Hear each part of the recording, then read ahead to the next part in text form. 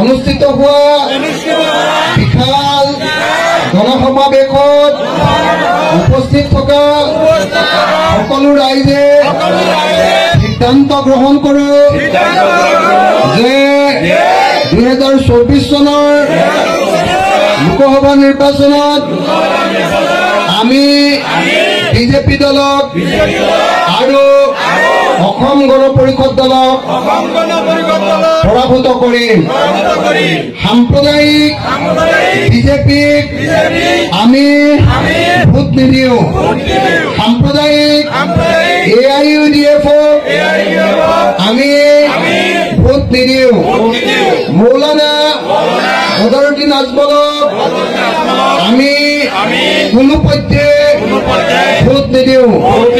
আমি বিৰোধী ঐক্যমঞ্চৰ প্ৰাৰ্থী ৰকিবুল হুছেইন ডাঙৰীয়াক দলে বলে ভোটদান কৰিম। সংখ্যালঘুৰ আটাইতকৈ ডাঙৰ হত্যক হয়নে নহয়? হয়নে নহয়? হয়নে নহয়?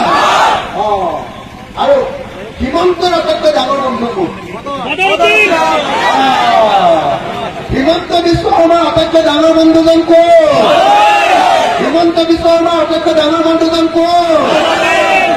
মামাৰ যেতিয়া পিঠিত ফটুৱতি হয় চাচাই সদায় গৈ গৈ এনেকে পিঠিটো কবুৱাই দিয়ে, গম পাইনে নাপায়? আৰু চাচাৰ যেতিয়া পিঠিত খৰ হয় তেতিয়া হিমন্তই গৈ মন্ত্ৰীকে এনেকে কবুৱাই দিয়ে, জানেনে নাই?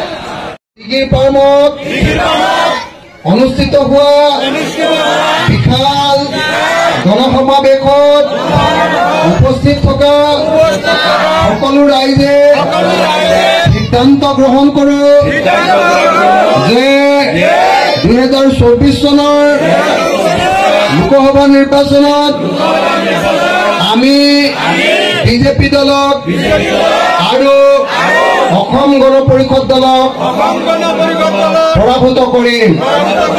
সাম্প্ৰদায়িক বিজেপিক আমি ভোট নিদিওঁ।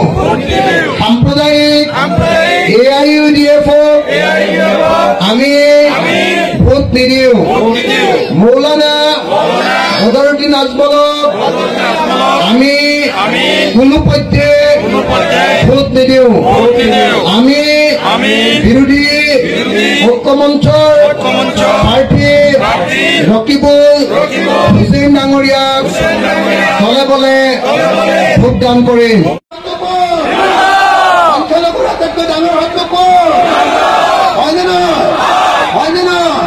হয়নে নহয়? আৰু হিমন্তৰ আটাইতকৈ ডাঙৰ বন্ধু কোন? হিমন্ত বিশ্ব শৰ্মাৰ আটাইতকৈ ডাঙৰ বন্ধুজন কোন? হিমন্ত বিশ্ব শৰ্মাৰ আটাইতকৈ ডাঙৰ বন্ধুজন কোন? মামাৰ যেতিয়া পিঠিত ফটুৱতি হয় চাচাই সদায় গৈ গৈ এনেকে পিঠিটো কবুৱাই দিয়ে, গম পাইনে নাপায়? আৰু চাচাৰ যেতিয়া পিঠিত খৰ হয় তেতিয়া হিমন্তই গৈ মন্ত্ৰীকে এনেকে কবুৱাই দিয়ে, জানেনে নাই?